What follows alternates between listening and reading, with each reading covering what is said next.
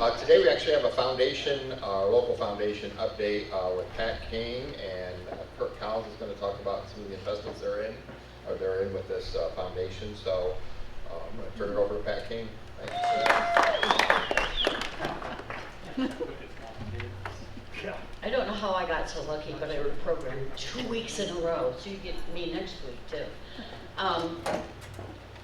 In 2006, Rex Hathaway asked me if I would be on the Rotary Foundation checkbook because he was going to be out of town for a month or something and whatever. And so, like all organizations, I think I'm on it for life. I mean, I'm on the 17th year of this. He's coming back soon. Coming back soon. Okay. So I thought I would just give you a rundown of what we did in 22 and where we stand now in 23. In 22 is when Renzi, who had been chairman, retired, and so somehow I got this.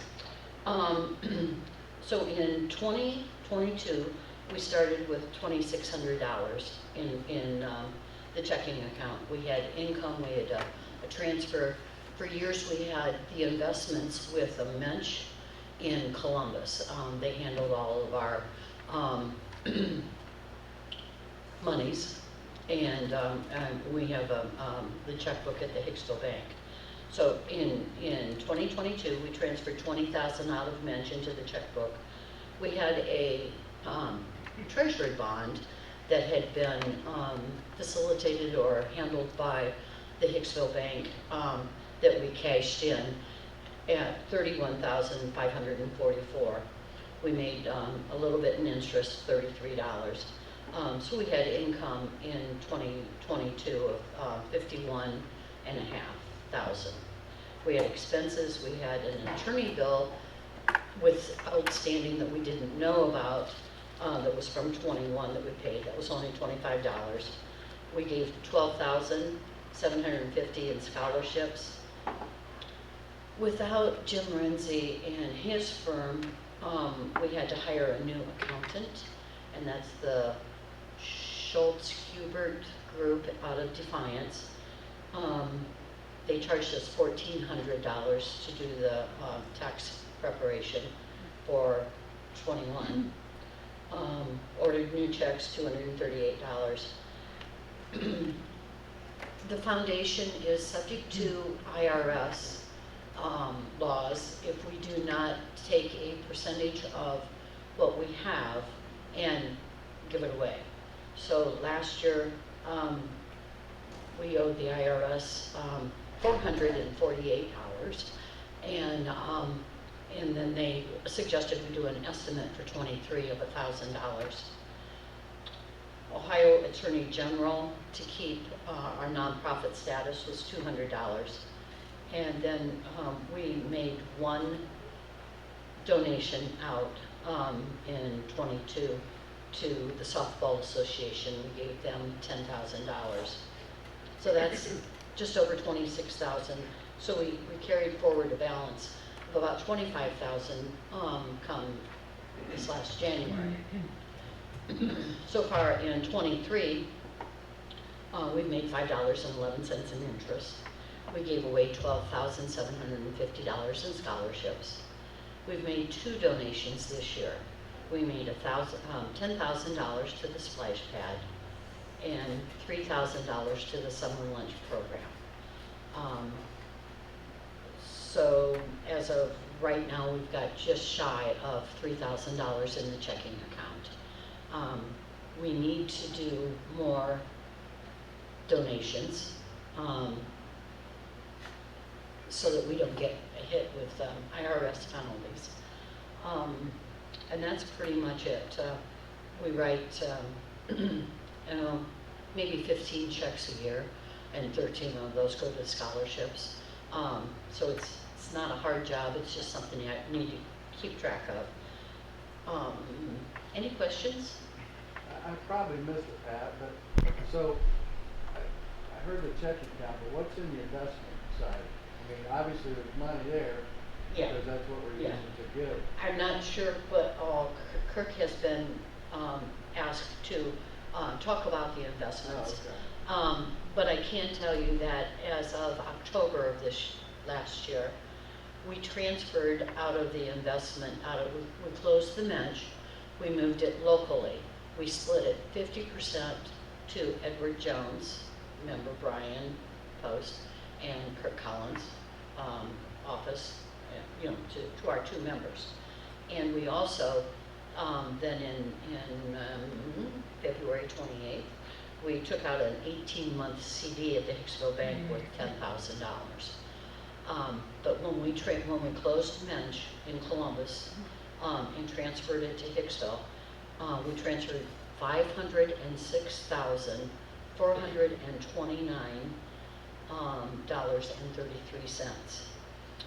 Then in December, so Edwards Jones just held on to that money for us until we decided what we were going to do with it, and we decided to split it amongst our two members. So in December, we invested in each of the firms $259,037.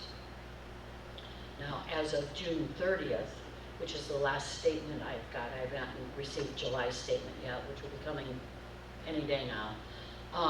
So our balance in the Edward Jones account as of June 30th is $270,451, and in the Collins Guilford account is $260,171.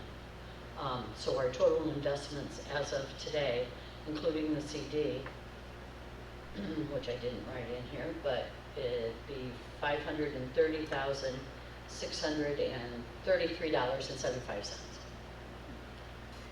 as of right now. Okay. Yeah.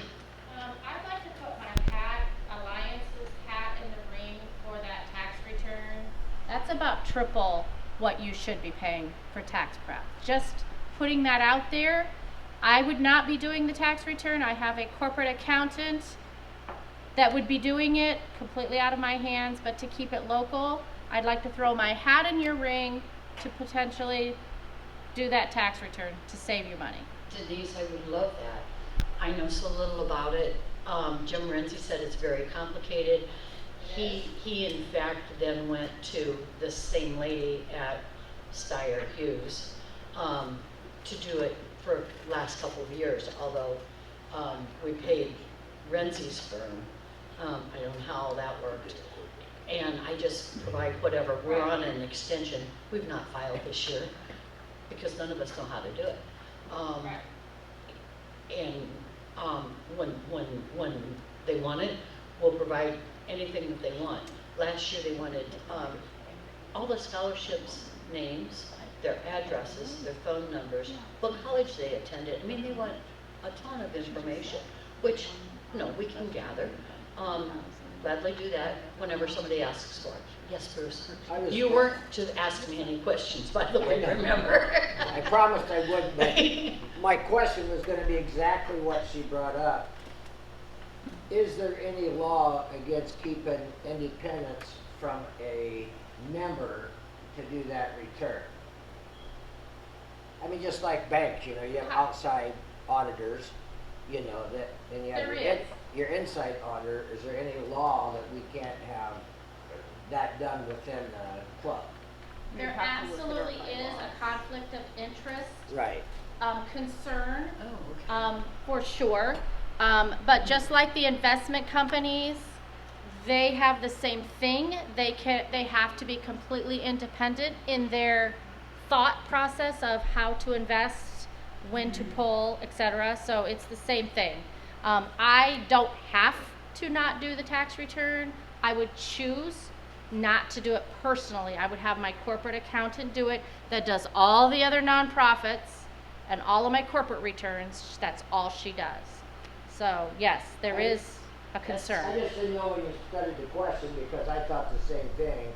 When starting, those guys are $1,400. You pay $1,400 just to pay it to a Rotary member, unless it's a conflict or any kind of thing that might affect it.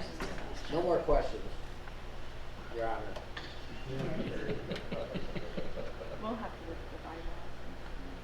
questions, because I don't know, I'm not a, like I said, I was beside the Hicksville Bank, Rex asked me, 17 years I've been doing this, but I always just turned over everything to Renzi and let him handle it. I didn't know what he was doing. Yep, and he's a member, so it's. And he was a member, Yeah, yeah, yeah, absolutely. It worked fine. Absolutely. Neither did Yeah. he.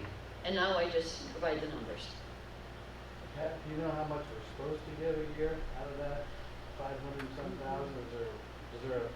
It's a certain percentage. Yeah. It's a percentage of our profits.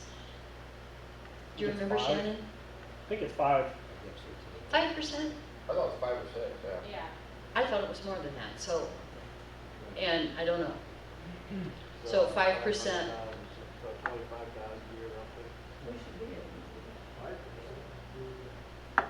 Right, percent of credit principal. So we're saying it's about 25,000 a year roughly, on 500,000. A little over. So you're paying on your balance, not on your interest you get. No, I think it's on the profits. Just on the income?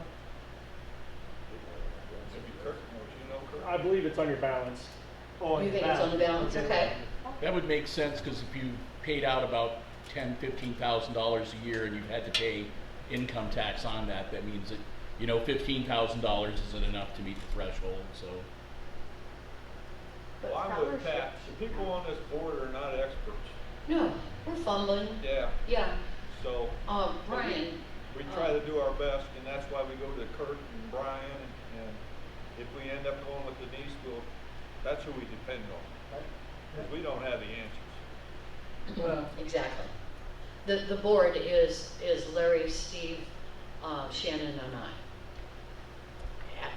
And Mike, as a president. Well, no, I But you are. Well, I want it now, but I know the main focus has always been the scholarships with the foundation. That's something they always give, no matter what the market does or the investments or anything. Right. That's just a given. There's a certain amount of money that people have bequeathed to the foundation for us to hold, you know, grow, and then give back to those students. So no matter what the investments are doing, that's always been a given. Now the extra money that they give through the community projects and different things, you know, that's the extra money that they can do each and every year. So, am I right on that? Scholarships were, if I remember right, around About 13,000.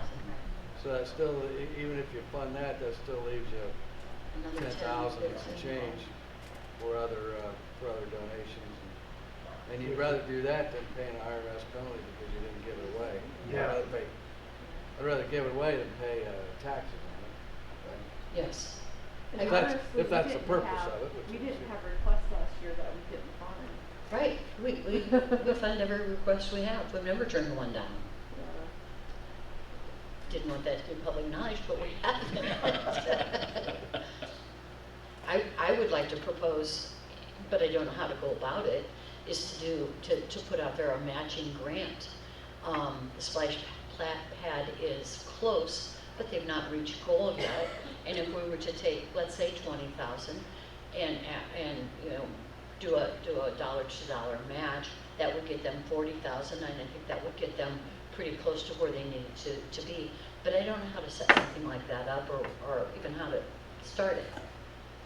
It's not their problem right now, the fact that they aren't there. Their problem with the holdup and all this is trying to work jointly with the city, and so the splash pad wasn't involved in some of the other planning the city was doing, and then they found out, and they're trying to say we non-requested this, and they said the city won't be able to complete it until 2025, and then, so I don't think it's a bad idea on the money. All I'm saying is the money's not stopping them from getting started. Yeah, I know that. But we also, you know, our year's half over, and you know, so far, what have we, in this year, what have we given? 10 to the splash pad and 3 to the meal program, the summer meal program. So, you know, we need to do something by the end of the year, another $10,000-15,000. That's a pretty intriguing idea, that matching gifts, sometimes that could be very helpful. What I wondered, and I'm not an expert either, but it seems like if we're running up against a wall towards the end of the year, especially when we've looked at kind of capital projects, whether it was, you know, we talked about maybe helping to remodel the pavilion or whatever, that Rotary Pavilion, something that takes substantial dollars. I wonder if we could not do like a charitable gift account at the foundation, so we give it to the foundation, so we meet our giving requirement. Then the foundation, the Defiance County Foundation, then would be, well, you're on that board, I think, Yeah. connected. Then they would have money to fund local projects. So it's like us giving it, but we're not, but the timing, if the timing's not right, could that not be a potential?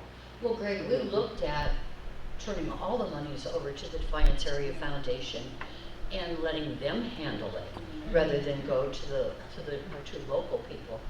And we checked with a bunch of other people that had done that and then withdrawn it, and I've forgotten exactly what the problems were, but we were going to have to pay for them to do that. Right, they And take so, a fee. yeah, there's a You fee. and I, we were on foundation when it started. Yes, I'm And- still and on they the take- foundation, but Right, not I am active. too, but they Yeah. take a fee for that, that Yeah. it might have been because why give them Mhm. 15,000 or something for the fee, 3%, I don't remember what the fee was. I think it was 3%. When we could be giving that to somebody else. Mhm. Why give them 15,000 to manage it, when we could give 15,000 more to the community, more work for us? Yeah. That, it was something like that, It's 1%, is it? and that's because you're not paying to do your tax returns and maintain all your other stuff that she listed. Yeah, So yeah.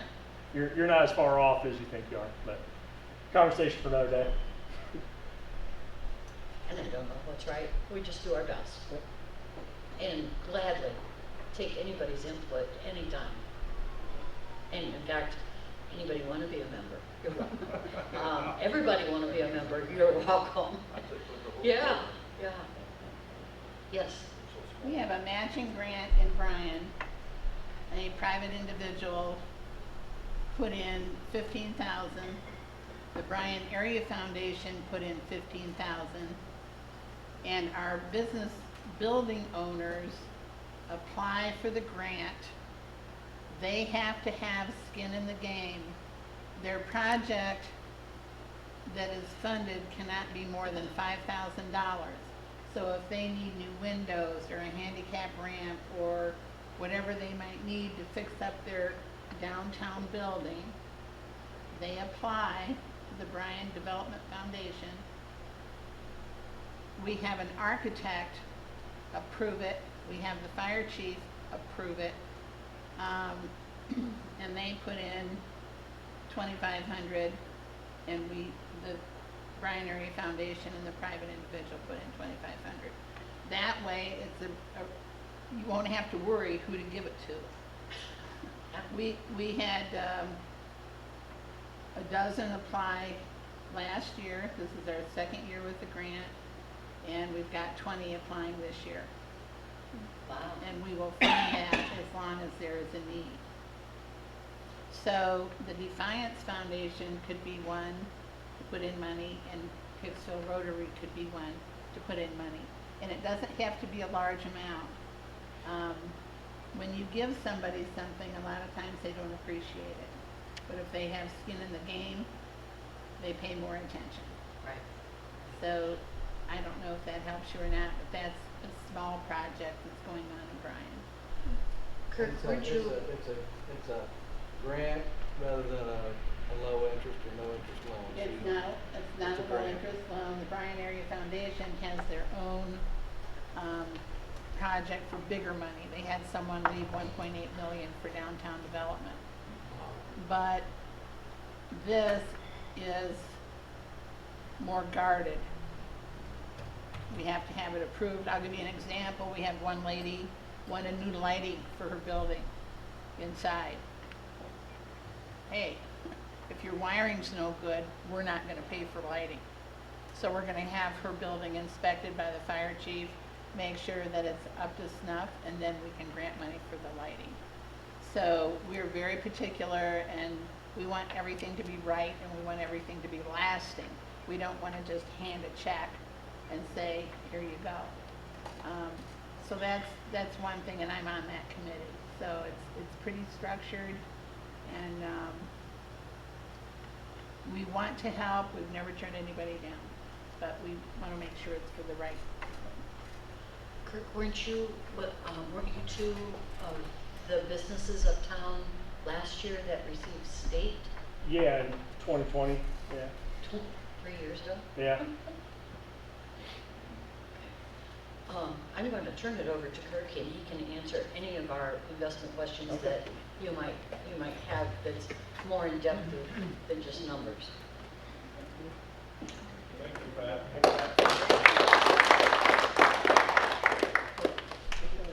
Yeah, so like Pat said, last year, they took the mensch account, divided it in half, gave half to myself and half to Brian Post. As of today, our balance is about $667,000.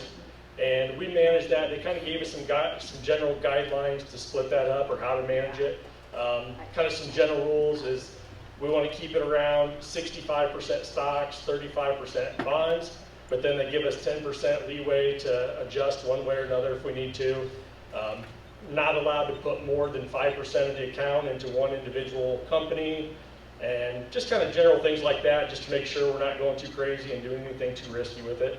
So we charge 35 basis points to manage it, so 0.35, and that's an annual figure based on the account value. So our incentive is to grow the account. The bigger your account gets, the bigger our paycheck gets, and the smaller your account gets, the smaller paycheck gets. So that's kind of our incentive, to keep everything moving and growing in the right direction.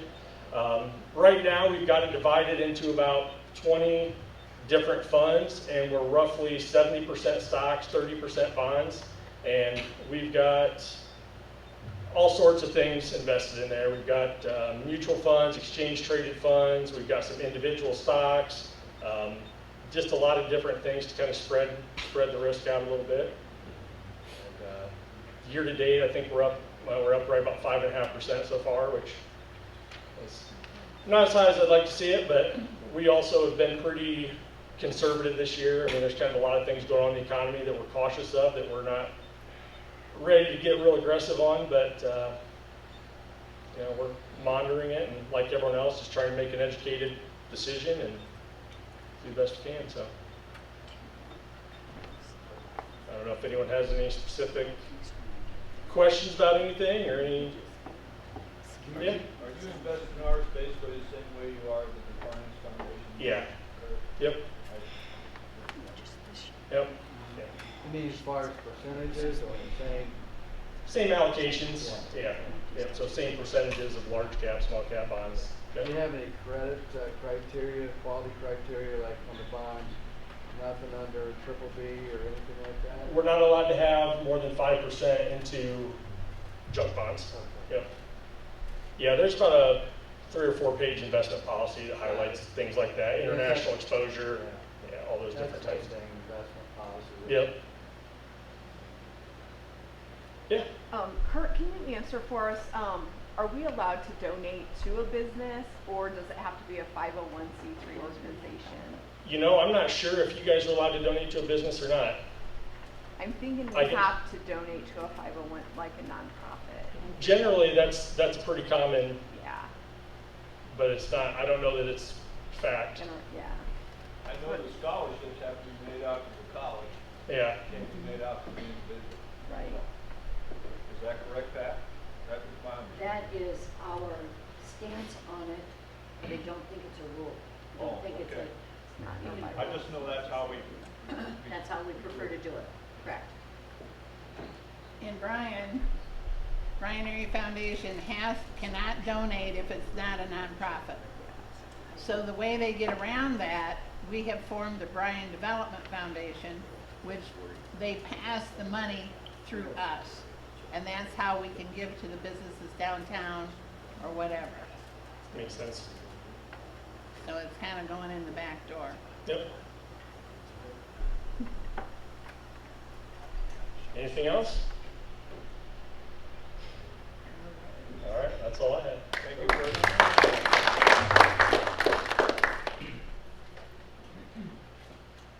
More fellowship? 2 minutes, no. Mike can give us Brian's update, probably. Brian's in He's Hawaii. Brian's in Hawaii. We know where our money is. That's where it's at. Hawaii. So, thank you, Pat and Kirk, for presenting that program. Maybe we can have Brian come up and maybe talk about his side of the investments here in the near future. I know Pat again has the program for next week. Did you find the program yet, or do you? I do. I have Hayden Alexander, who just got back from a mission trip to Honduras, Wonderful. and she will be our speaker next week. Sounds great. Thank you so much. Again, thank you for the program today.